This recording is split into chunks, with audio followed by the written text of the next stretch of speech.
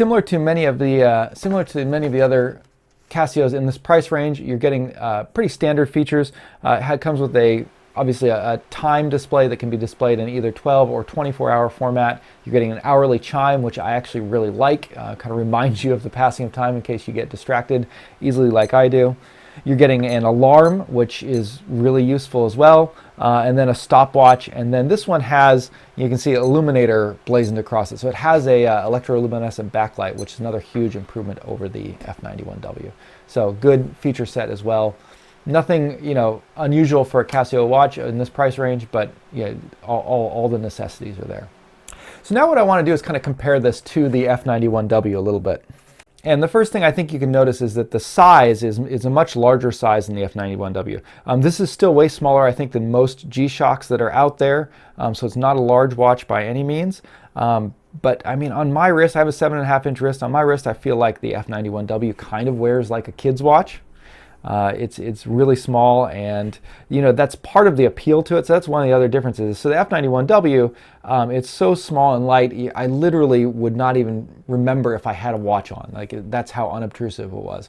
This one is a little bit larger. The band is not quite as unnoticeable. I can feel that I have a watch on, and but it's still very comfortable. But it's definitely a much more substantially sized watch, and I think it looks much better because of that on my wrist, on a larger wrist. So I definitely appreciate the larger size. In addition to that, the screen is a little bit larger as well. The numbers are bigger, and I feel like the contrast is better on this W215H than on the F91W. So it's a little bit easier, I think, to read. But the actual functions are essentially identical.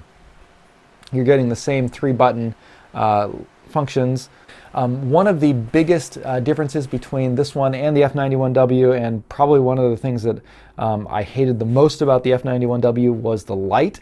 And so the light on this one is great. It's a really good electroluminescent backlight. It's a different color, so the F91W is this kind of green LED that lights up part of the left side of the screen, and you can barely read it in the dark. This one, you get a bright orange light, and it is brighter on the left side of the screen, but the entire screen is lit up from the bottom of it. So the whole screen lights up orange. It's really easy to read in almost any lighting condition. And as you can see, there's just no comparison to the backlight between the F91W and the W215H.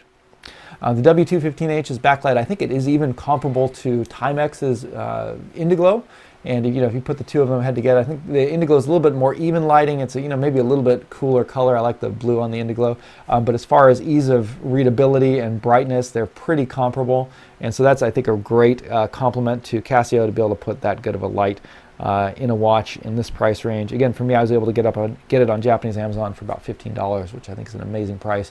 Get it for a little bit more in the US.